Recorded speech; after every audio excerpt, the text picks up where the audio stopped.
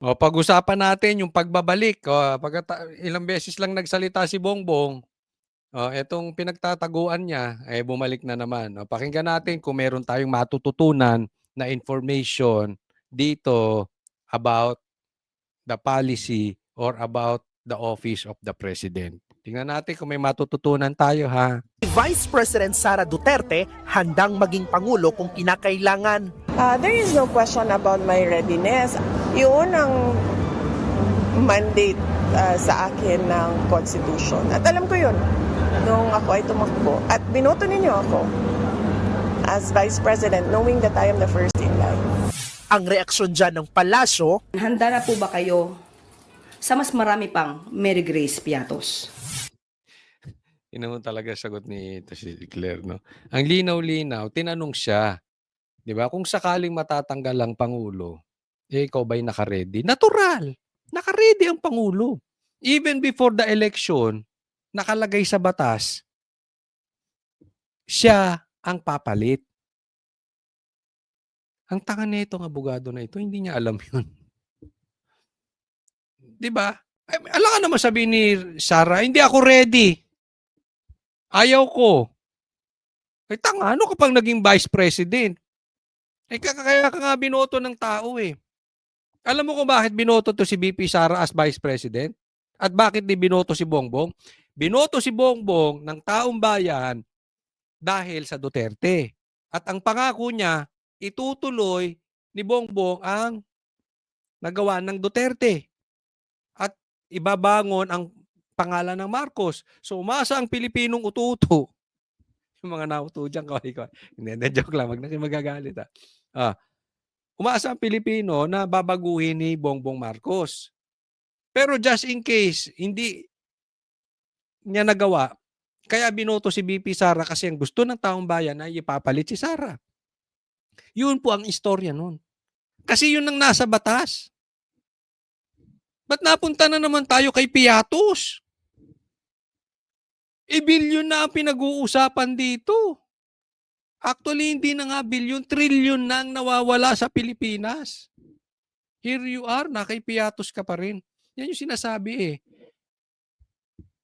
Nung sabi ni Sara, itong mga komunista, itong mga rebelde, itong mga kontra sa Duterte, paiikutin lang yan sa confidential funds, sa China, gano'n. Iikot-ikutin nila yan.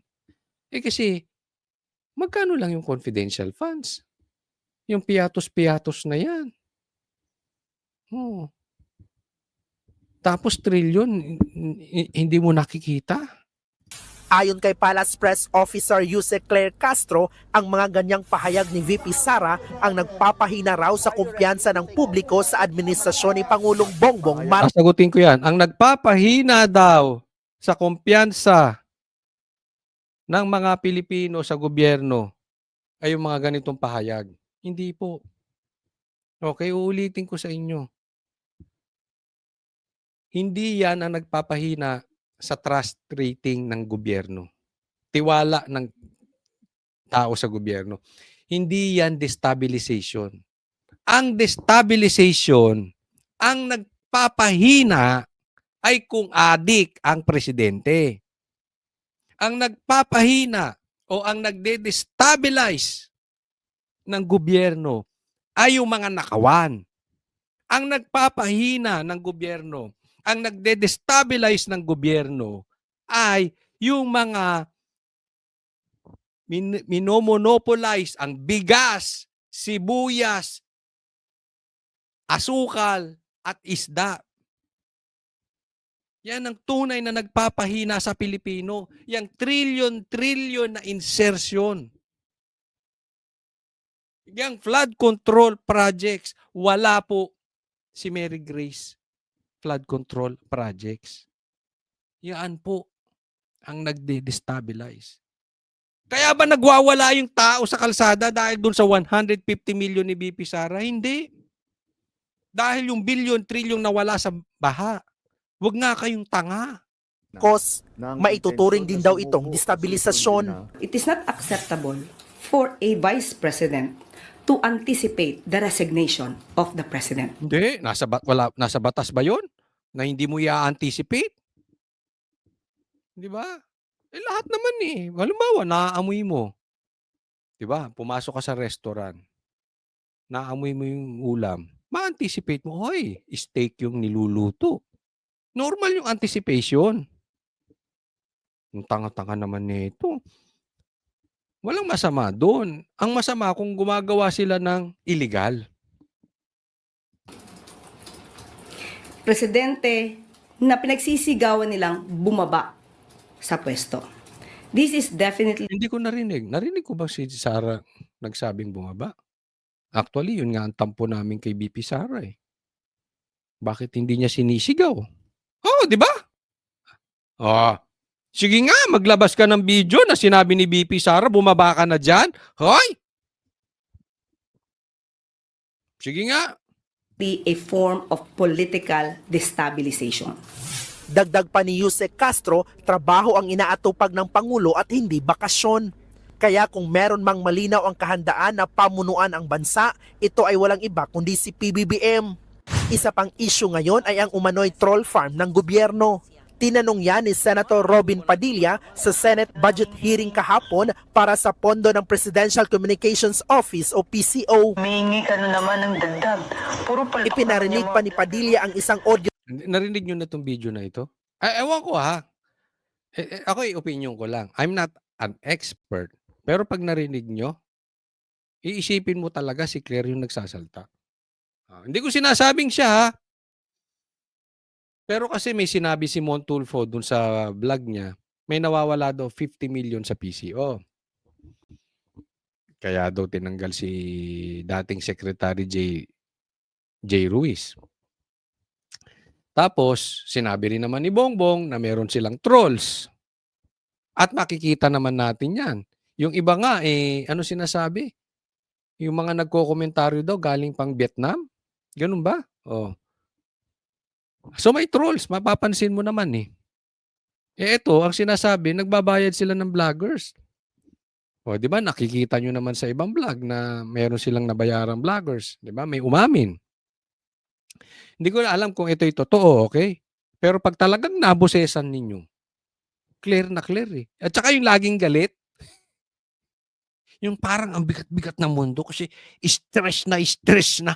Yung paano niya lilinisin yung kalat at tae ni Bongbong. Hirap na siya. Ganun. Oh. recording ng umano'y boses ni Yusek Castro na nagrereklamo tungkol sa palpak na trolls na humihingi pa raw ng dagdag na budget. Sabi ng ilang senador, i-verify muna ang audio dahil unfair naman sa inaakusahan. Ang sagot dyan ni Castro, For the satisfaction of Senator Robin Padilla, hindi po ako ang nasa video. I deny that the person o kung sino man sa dalawa doon,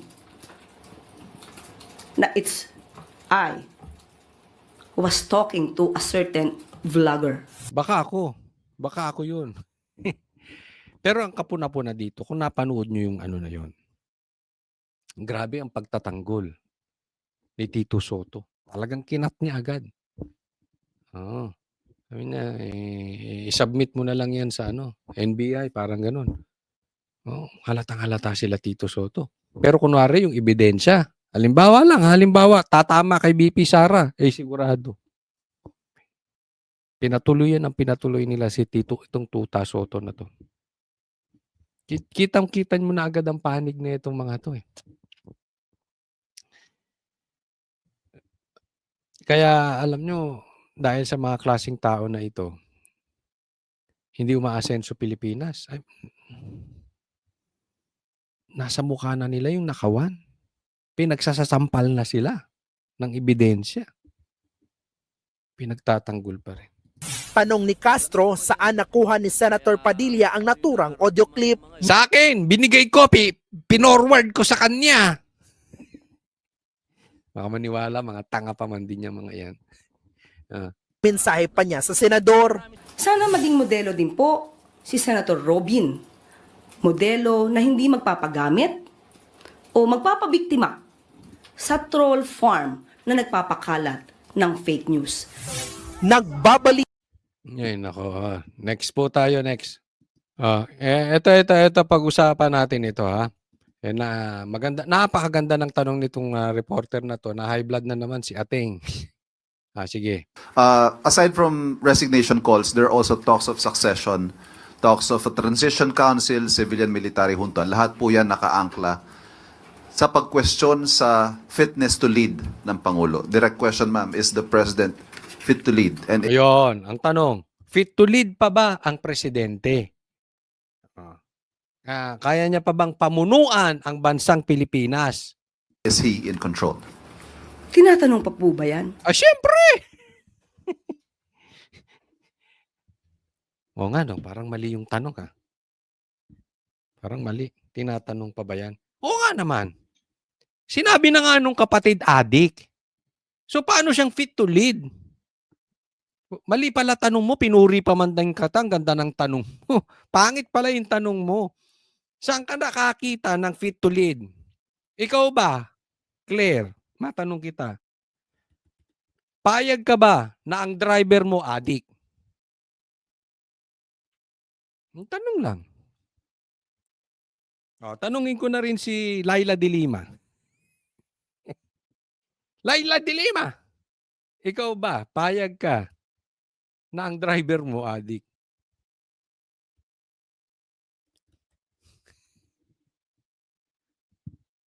Luko-luko ka na lang.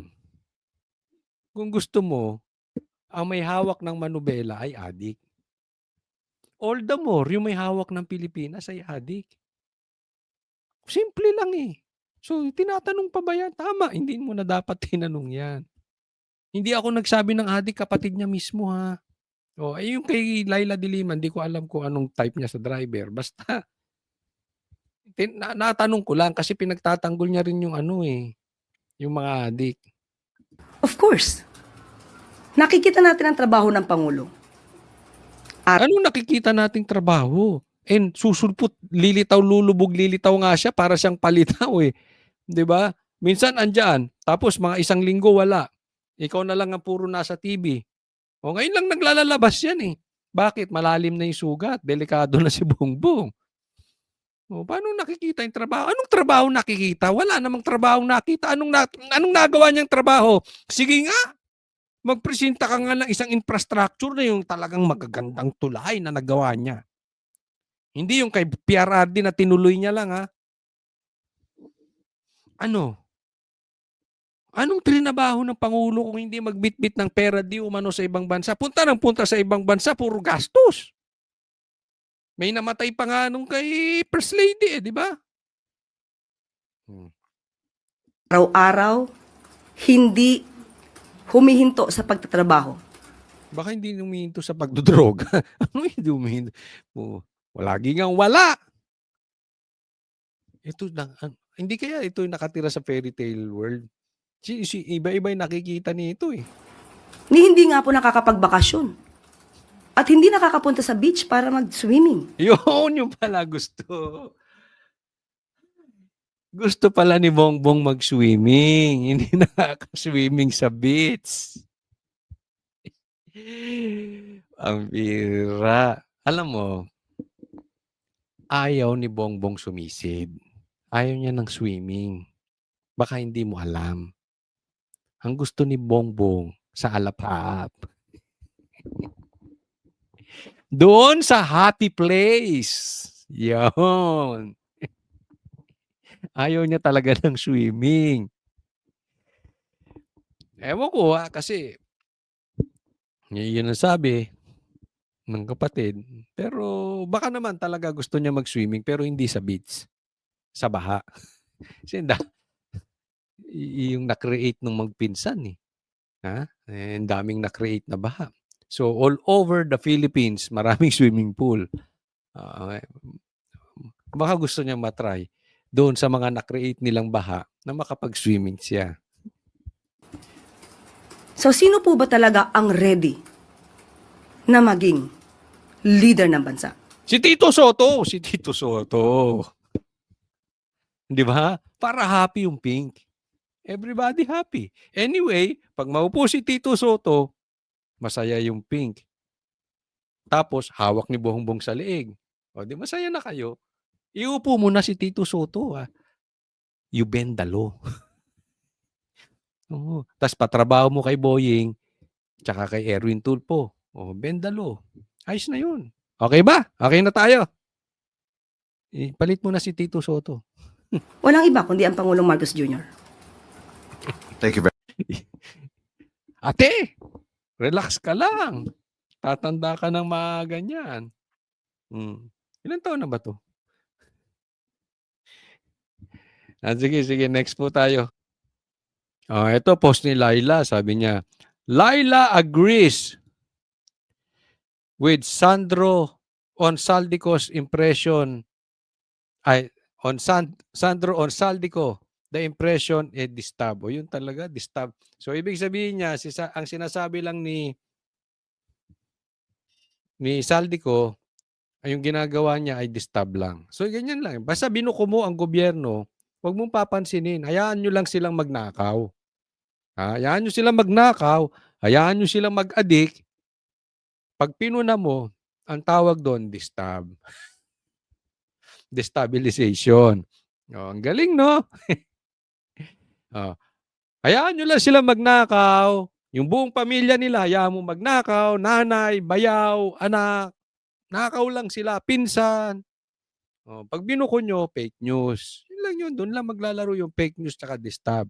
O naman, Laila, masyadong bata yan si Sandro para sa'yo. Sumisip-sip ka pa. Ang bata niyan, ha? Sabagay, ako rin mahilig sa bata. Joke lang. Bigyan ng driver to si Laila. Baka wala ng driver. Wala ng Kung ano-ano na pumapasok. Naawa na ako sa Pinklawan. Talagang grabe.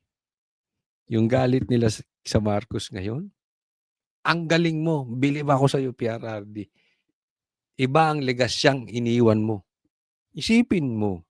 Si PRRD nag-iwan ng legasya sa Pilipinas na pakakainin niya ng tae ang Pinklawan.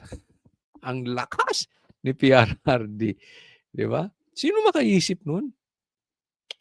Ang galing ng utak. Nakikita nitong alin na ito, yung 150 na confidential funds ni BP Sara. Pero hindi niya nakikita yung nakaw na ginawa nung pinagtatanggol niya. Di ba? Anong tawag dyan? Pinklawan. Next po. Isa pa tong hibang. Sabi niya, my plans that I'm implementing right now are to work on unifying the opposition. Anong unifying the opposition? Fake news ka, animal. Anong oposisyon? Number 1 kang kinakain mo tayo ni Bongbong Marcos. Isinuka mo na si Bongbong Marcos. Kinain nyo pa yung tae. Pasensya na dun sa mga term. Kasi yan lang talaga ang closest how to define tong Pinklawan. Sinuka na nila yung Marcos eh. Ngayon, yung tae, yung kalat, yung dumi, yung baboy ng Marcos, kinakain pa nila. And then ito siya, magsasalita na i-unify niya oposisyon. Paano ka naging oposisyon? Pro-government ka. Para mag-rally around kami sa strongest, most popular, most winnable possible slate namin of candidates for 2028. Pustahan tayo. Kung tutuloy si BP Sarang tumakbo or hindi man bumaba man si Bongbong Marcos ngayon, hindi ka mananalo kay BP Sara. You are not going to win. Kaya lahat ng sinabi mo dyan, kathang isip. Fake news. Opposition, fake news. Strongest? Sino? Ikaw? Ikaw? Most winnable? Ikaw? Sino? Si Tulfo? Pag samasamahin mo yung boto mo, ikaw? Takbo ka. Sige. Tsaka si Lenny. Tsaka si Tulfo. Kahit pag tamasamahan nyo, boto nyo, hindi kayo aabot sa boto ni Sara. Maniwala kayo. Kasi wala kayong pinanindigan. Ngayong nalulunod ang mga Pilipino. Ngayong nagugutom ang Pilipino. Pinagtatanggol nyo pa yung magnanakaw. Mga supot kayo. Diba? O next po. Kaya naman, ito yung mga holy. Diba? Ang tatapang nitong mga lon. Ngayon, sumosoplak ang nakawan ng gobyerno. Tahimik pa rin sila. Anong kinakana nila? Piyatos pa rin. At tingnan nyo isa-isa yung mukha niya mga yan. Tingnan nyo. Ano ang paninindigan ng mga taong yan? Sasabihin nyo, hindi nila alam yung ginagawang nakawan ngayon? Hindi nila alam na nagnanakaw si Tamba, si Bongbong, si Sandro? Hindi nila alam? Hindi ako naniniwalang hindi alam nitong mga to. And yet, ang choice nilang banatan si Sara.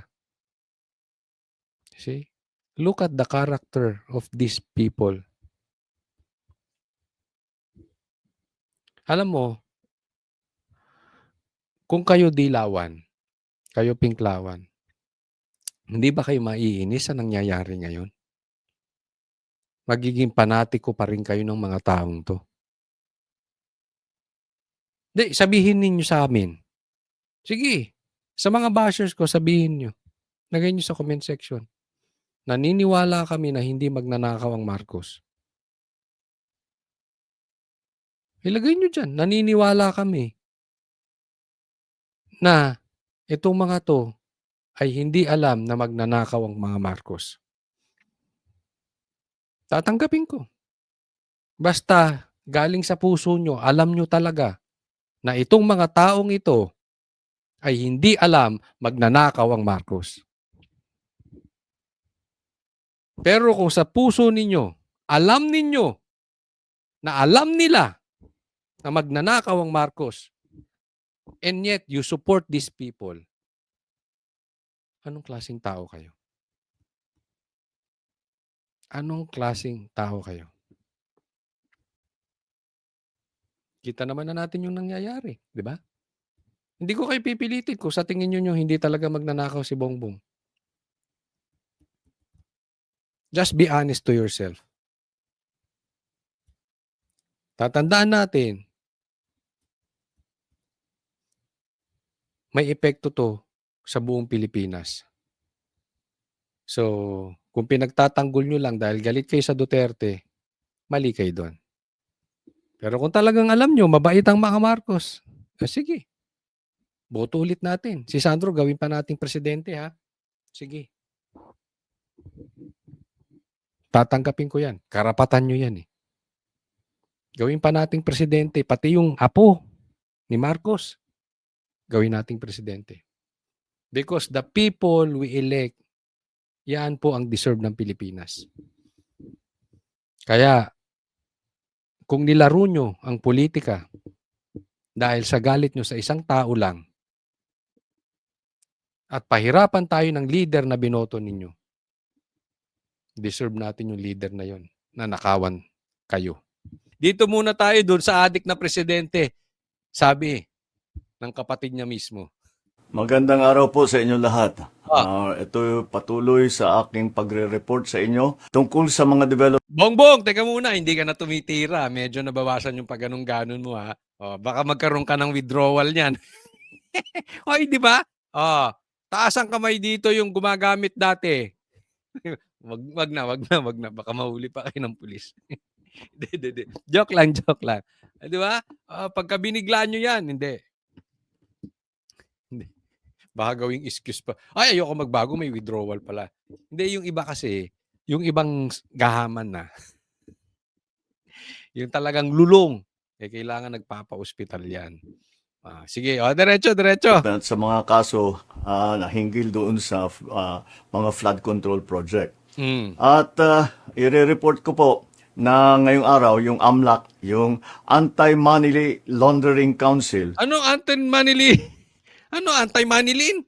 Ah, may amlak. Hoy, teka muna ha. Bongbong. Palakpakan natin si Bongbong. Tumatapang na, hindi na nagtatago kay Claire ha. Nagsasalita ka na, hindi ka na ano ha. Hindi ka na duwag ha. Oy, tumatapang. Siguro tumatapang. Siguro iba na tinitira nito, hindi na yung pampaduwag. Ano mang droga ang nakakapagpatapang. Hoy, kapatid mo may sabi niyan, adik ka ha. nakakuha na po ng 2 freeze order.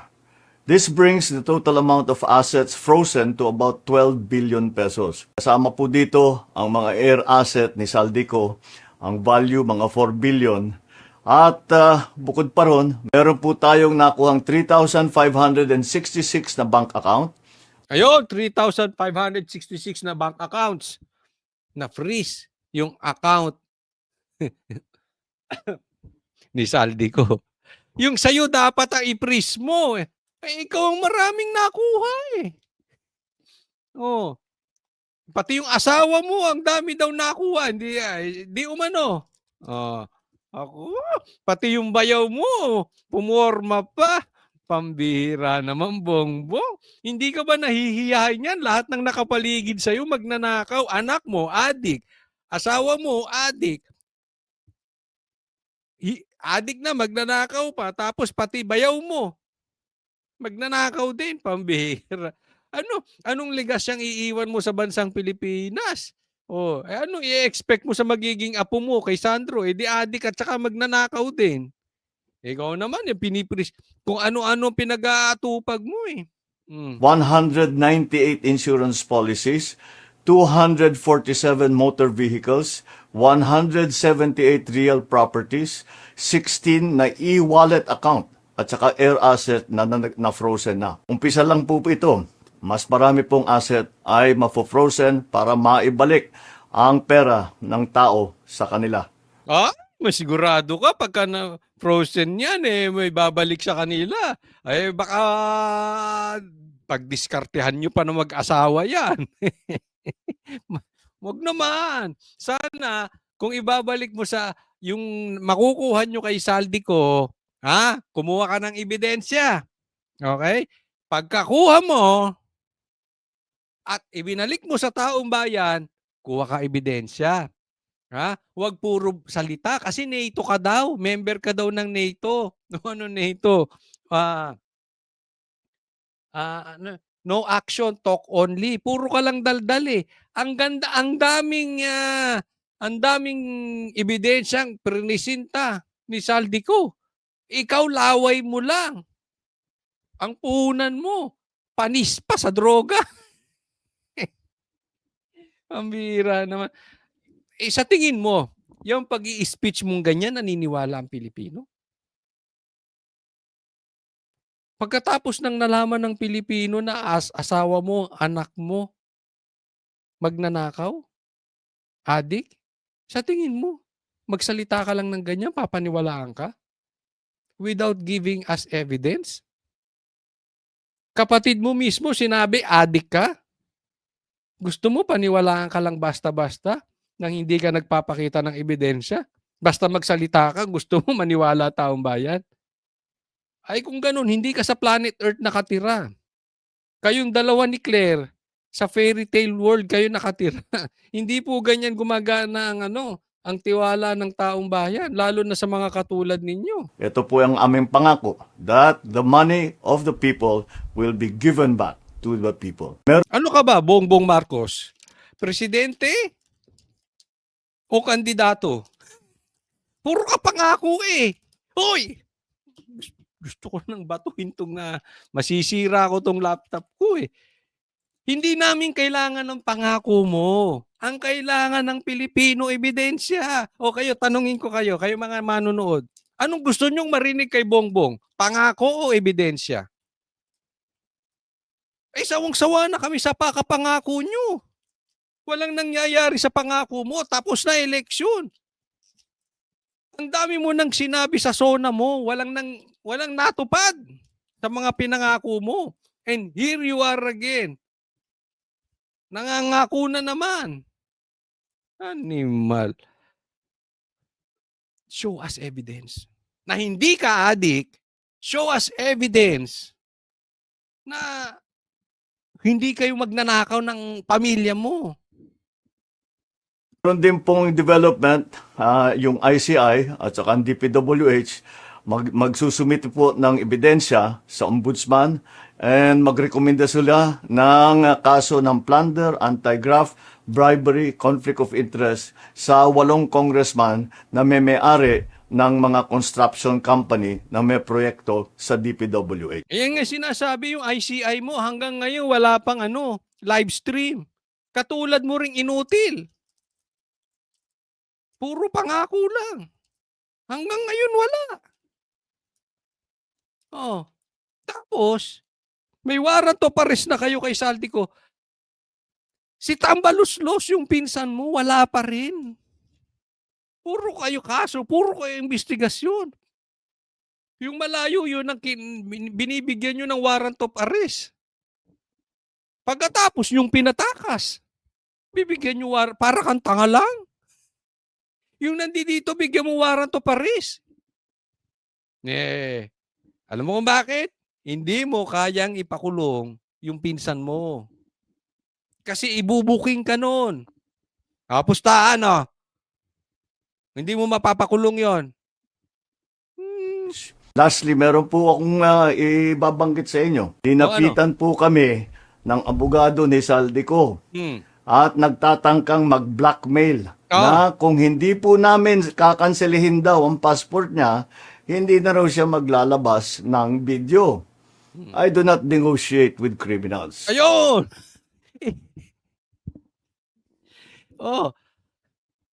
Tarantada. Hindi raw siya.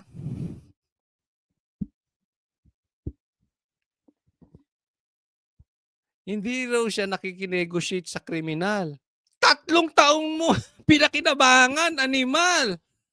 Ngayong binuko ka, sasabihin mo hindi ka nakikipag-negotiate sa kriminal. 3 taong kayo merong sa buwatan. Ano ba? Talagang niloloko mo mga Pilipino. Ito si Bongbong Marcos. So, sabog ka na naman ba? Uy, wag kang haharap sa camera ng sabog. Ano yung don't negotiate? Inabot ng 3 taon, you don't negotiate. Okay, sinasabi niya, sabi daw ni Saldico, wag daw cancelihin yung passport niya at hindi na siya maglalabas ng video. Ako, eto tingin ko dyan. Bago naglabas ng video si Saldico, decided na siya tuloy-tuloy. Because pag naglabas ka na ng video, wala ka nang babalikan. So, ibig sabihin, tinatrato mo na nakaaway si Bongbong. Hindi mo gagawin yun para magkaroon ka ng negotiation in the middle. Hindi po ganoon. Todo na yun. So, wala na pong negosasyon mangyayari dyan. Malabo yun. Pangalawa, sa tingin mo, wala pang passport si Saldico iba? Sa dami ng pera noon, kung ako marami akong pera, ang dami ko ng ang dami ko ng passport. Kayang-kaya kong kumuha ng citizenship sa ibang bansa. Yung ganyang kadaming pera, tanga ka ba talaga? At saka, hindi nyo gustong pauwiin si Saldico. You don't want that. Huwag nyo kaming lokohin. Kasi pag umuwi si Saldico, ituturo ka nun. Yun na nga lang rason nyo eh. Umuwi ka rito, manumpa ka at dito mo sabihin ang ebidensya mo. Yun na nga lang nagagamit nyo. Pag umuwi yun, yari ka talaga. So huwag mong gamitin yun. Ikaw, nagpapauso ka. Ulitin ko. Bigyan mo kami ng ebidensya na blinakmail ka, na kinausap ka ng abogado man lang patungkol dyan. wala kang mailalabas.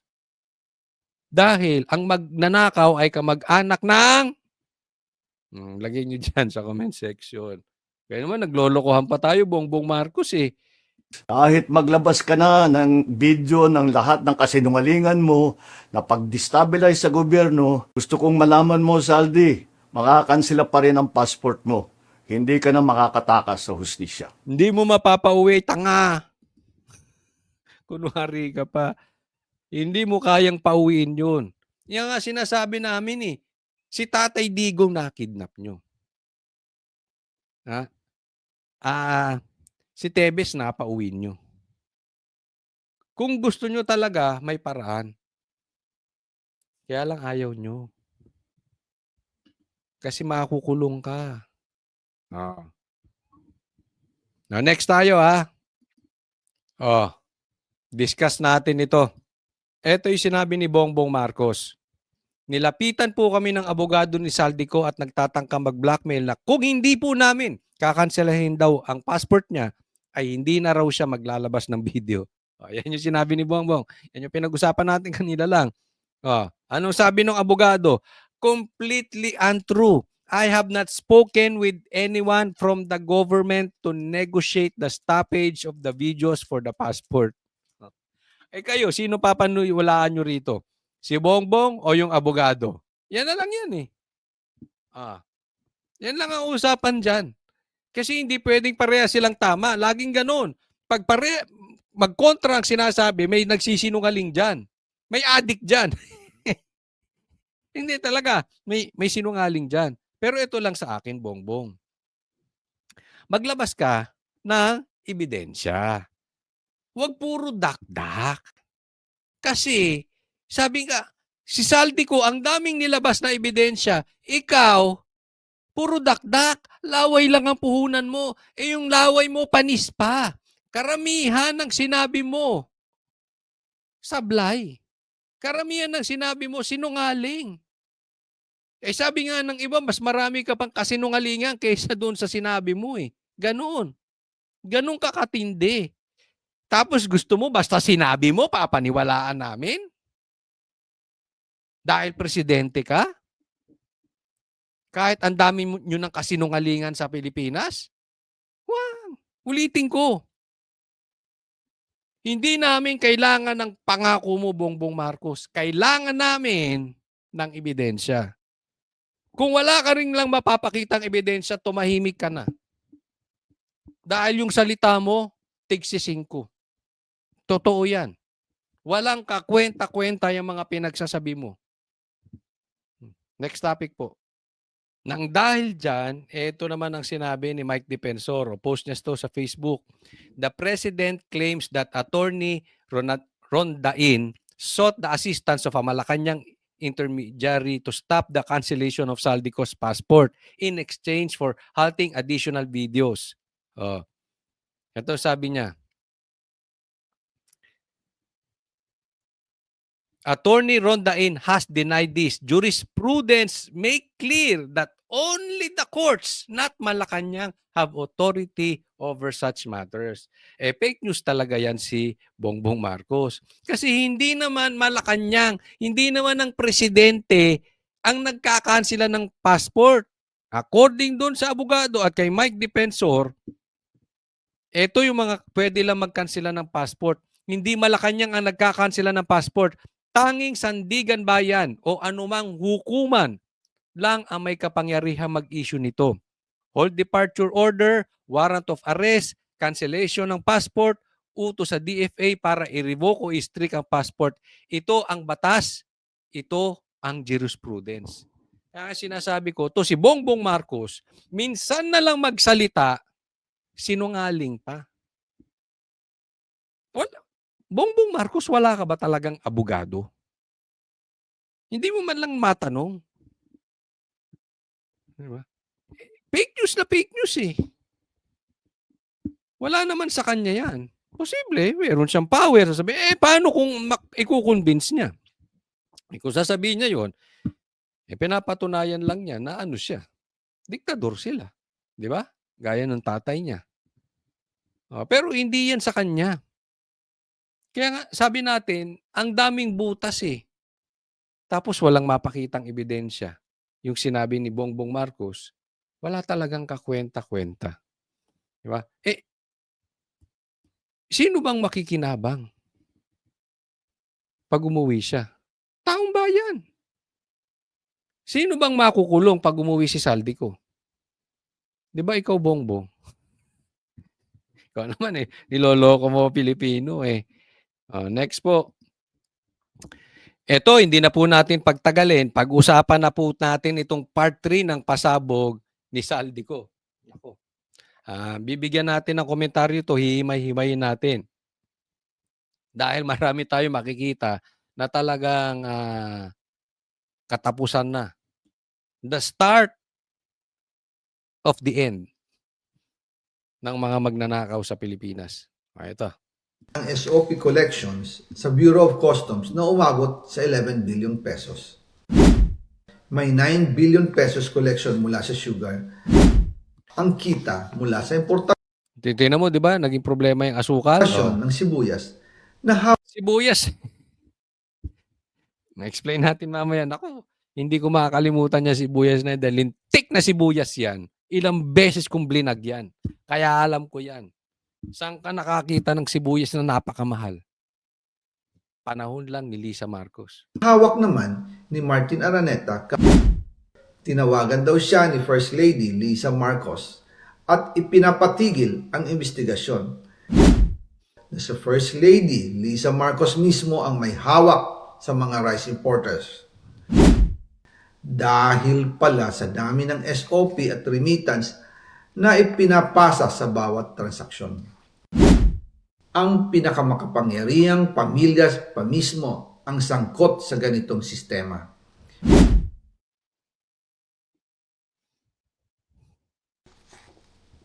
Ngayon naman po, tungkol sa kampanya nitong 2025 elections, nagkwento sa akin si dating Speaker Martin Romualdez. Kinausap daw siya ni PBBM sa Tacloban para tumulong sa gastusin ng mga kandidato mula national hanggang local candidates. Ang sagot ni Speaker, Yung kinausap ni Bongbong Marcos, yung pinsan niyang magnanakaw din. Nag-usap yung mga magnanakaw. Tumulong daw sa pagkakandidato, no, sa gastusin ng mga kandidato. Kaya naman pala. Ako'y napapaisip. Alam niyo unang pumasok sa isip ko nung sinabi yan? Ay! Kaya naman pala, kumakasip-sip yung tuta sa Senado. Yung dalawang tuta dyan sa Senado, halatang-halatang tuta. Kaya pala, nagbabayad utang. Ipinanalo na, pati yung gastusin pala, sinagot ni Bongbong. Di ba? Kaya parang nakapagtaka, ano nangyari dito sa mga to? Parang biglang naging tuta. Parang kinuha yung utak, tinapon sa bangin, tapos tumahol. Ganun. naibigay na niya ang SOP collections sa Bureau of Customs na umabot sa 11 billion pesos. Dagdag pa dyan, may 9 billion pesos collection mula sa sugar na ayon mismo sa kanya ay pinaghahatian lang ng 5 kumpanya para makontrol nila ang presyo ng asukal sa merkado. Ayun, di ba? Naalala niyo yung asukal na yan. Okay? Sila-sila lang pala yan. Kaya ang taas nun. 5 kumpanya, ginagahasa ang Pilipino. Hindi ko makakalimutan yan dahil yung sugar na yan, ako namamalengke. Alam ko yan eh. At blinag ko yan ilang beses. Ang taas nung asukal. Sabi ko, anong nangyayari? Ito, tandaan nyo to mga kababayan. Kasi, ang issue dito, yung mga bagay-bagay na ngayon lang natin na-experience. Parang nakakapagtaka. Sa panahon lang ni Lisa, sa panahon lang ng administrasyon ng asawa niya, nangyari ang mga yan. Saan ka nakakita? Kaya ngayon kausap ko si Jun Abinis. Sabi niya, hindi naman binabaha yung parte ng Cebu na yun. Ngayon binaha, lubog, pati kotse, lubog. Hanggang ngayon, mabaho pa ron. Hanggang ngayon, may mga sakitan tao dahil ang daming namatay. Ngayon lang nangyari yun sa Cebu. Same thing with China. Ang tagal ko ng buhay, ilang taon na ako. Wala naman tayong panganib ng gera sa China. Ba't ngayon bigla tayo may panganib? Pangatlo, ang tanda ko na. Wala pa akong nakita. Mayroong mga magnanakaw na presidente. Pero wala pang nagkaroon ng anomalyang adik na presidente. Ngayon lang. Sasabihin mo, Bongbong Chamba? Ngayon lang pinag-uusapan yung adik na presidente. Ngayon, sugar, ngayon lang din naging problem. Kailan ka nakakitang ganyan tumaas ang... Yung pala minamagic nyo. Yung kamamilya mo dyan. At iba pa ang kita mula sa importasyon ng sibuyas na hawak naman ni Martin Araneta, kapatid ni First Lady Lisa Araneta Marcos. Isipin mo, pati kapatid. Extended. Bongbong. Ha? May extension yung pagnanakaw ng angkan mo. Hanggang sa bayaw mo. Ang lupit. Basta Martin talaga. Magna. Ay hindi. Baka magalit. May mga Martin dito magalit sa akin. Hindi ko rin makakalimutan yung lintik na sibuyas na yan. Galing pala sa demonyo. Kaya ganun kamahal. Blinag ko rin yan eh. Pupunta akong palengke, ang mahal na sibuyas. Di ba? Naghahanap ako sa mga tabi-tabi na sibuyas para makahanap ng mura. Oo, nagmumotor ako, nagbibili. Ay, naku, inaalam ko. May mga videos pa ako, hanapin ko. Oo, nagagalit ako dun sa palengke. Oh, hindi naman ako nagwawala, pero nagrereklamo ako. Ba't ganyan kamahal? Eh, wala eh. Ganyan kamahal daw. So, ngayon lang ba yan? Oo. Kita mo? Ang tagal ko ng buhay, hindi naman nagmahal ng ganyan ng sibuyas. Bihira kayo talaga. Tingnan nyo kung anong nagawa ng pamilya ni Bongbong Marcos. Sige nga, magsabi kayo ng nagawa ng pamilya ni Bongbong Marcos na ikinaganda. Hindi, kung kayo pamilya ni Claire, huwag kayo magsalita. Huwag yung yung nakadikit kayo kay Bongbong. Malamang gumanda buhay nyo. No? Yung kayo ordinaryong mamamayan. Ano na ay dulot na maganda nitong pamilya ni Bongbong Marcos? Wala. Kung matatanda ninyo, noong 2022, nagkaroon po ng investigasyon sa Kamara na pinangungunahan ni Congressman Toto Sonsing dahil sobrang taas ng presyo ng sibuyas. Umabot ng 600 pesos kada kilo. Gayong Akala mo steak yung binibili mo, sibuyas pa lang yan. 600 pesos per kilo. dapat ay nasa 80 pesos lang. Doon lumabas ang pangalan ni Martin Araneta bilang isa sa mga nasa likod ng kontrol sa importasyon ng sibuyas. Pero hindi po natuloy ang investigasyon.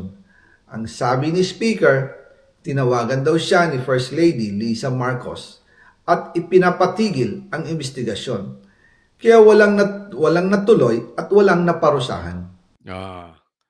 Looks familiar? Napanood nyo na ba? May investigasyon, biglang huminto. Eh, ganyan na nangyari dyan sa investigasyon sa Kamara ng flood control. Biglang hininto. Kunwari, pinasa sa ICI. Si Bongbong Marcos, ginawa yung ICI para magsihinto ang mga investigasyon sa Kamara.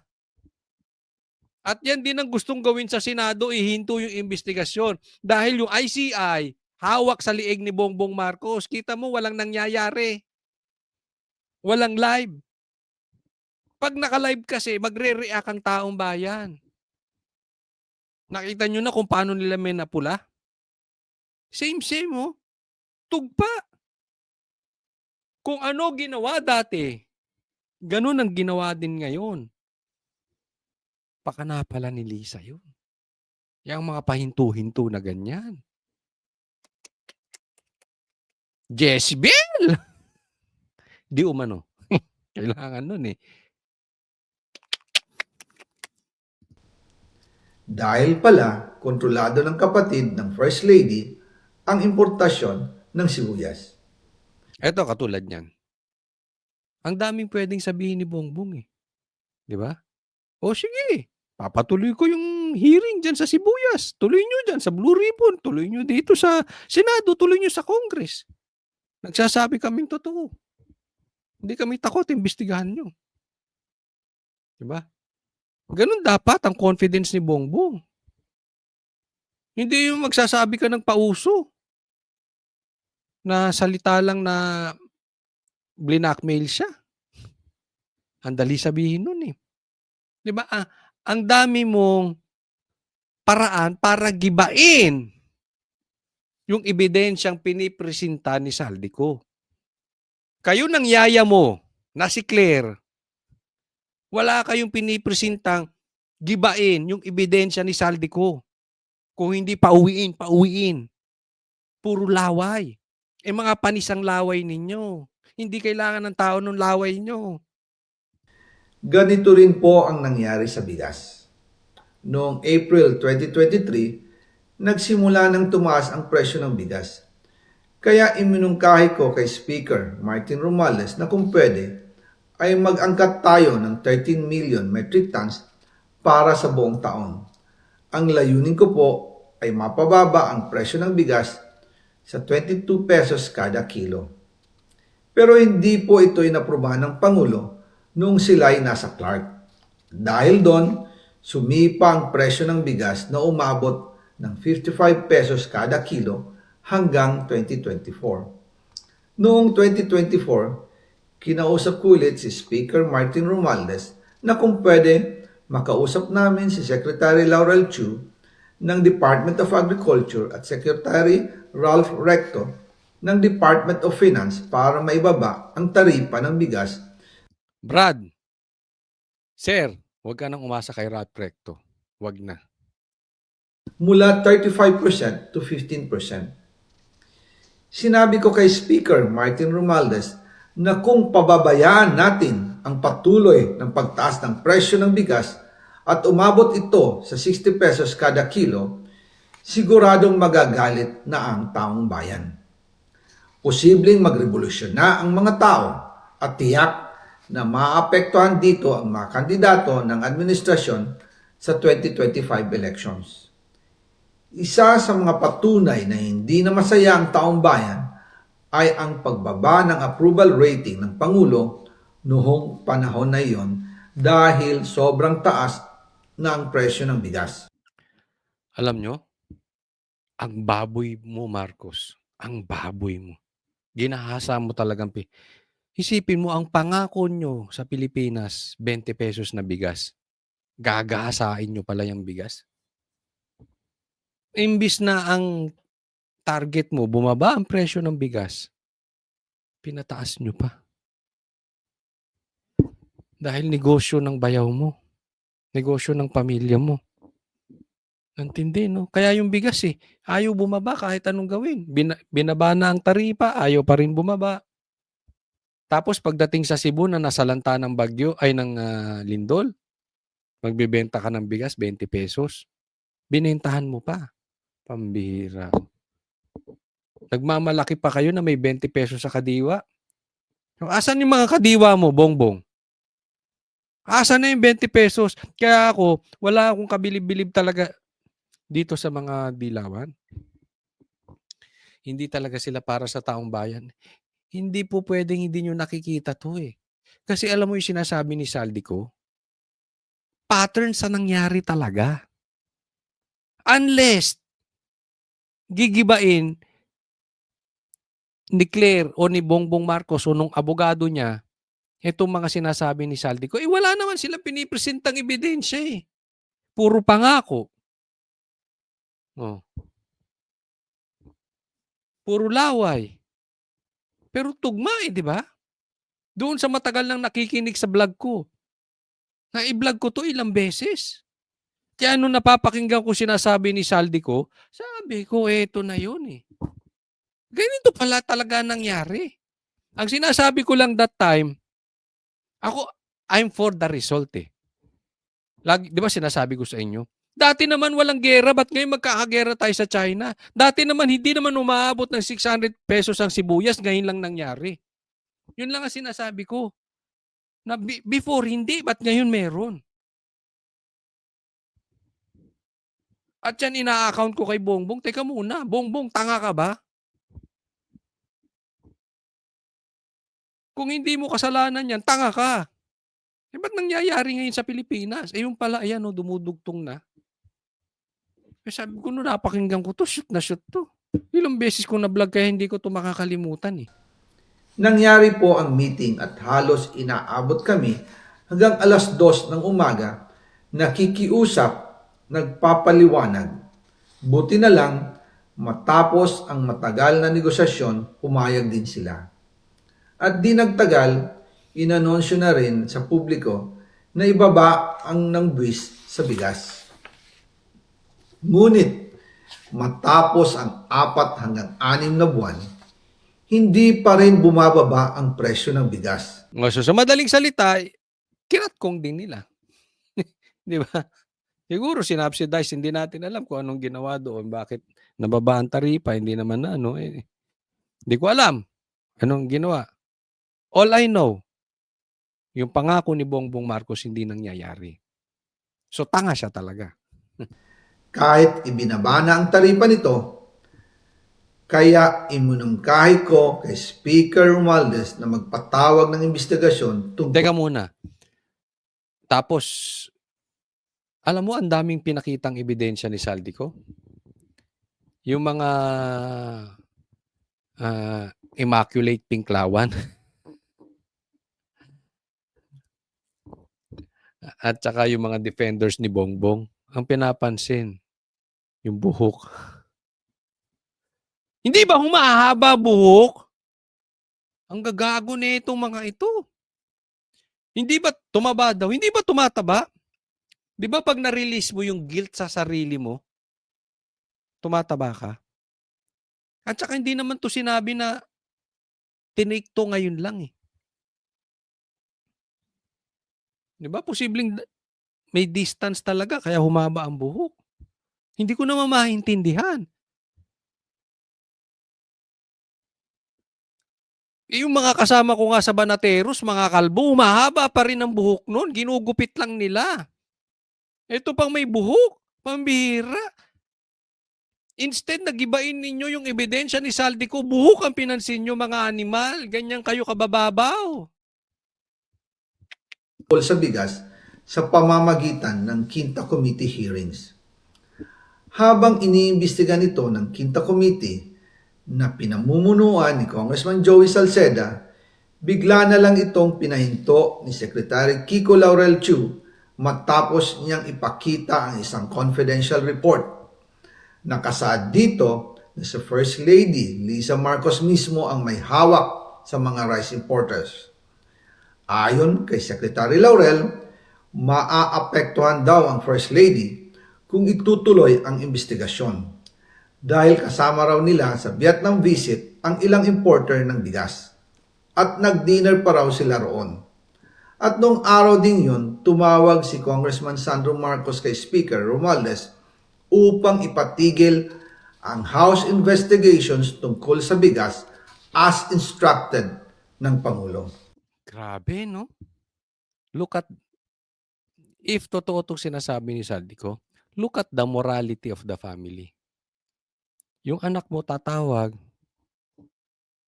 na ihinto ang investigasyon dahil kasi ninakaw nung nanay niya. Pathetic, no? I mean, hindi ko kaya yun. Nakikita nung anak ko, nagnanakaw ako. Ang tindi nun. Hindi ko talaga baka iba kasi talaga sila eh, pero hindi ko masikmura yun na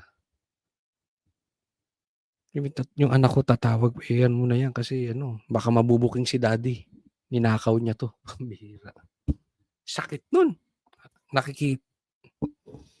Ewan ko. May pagkademonyo talaga ata. Pero nakikita nyo kung nagpapahinto talaga sila ng hearing.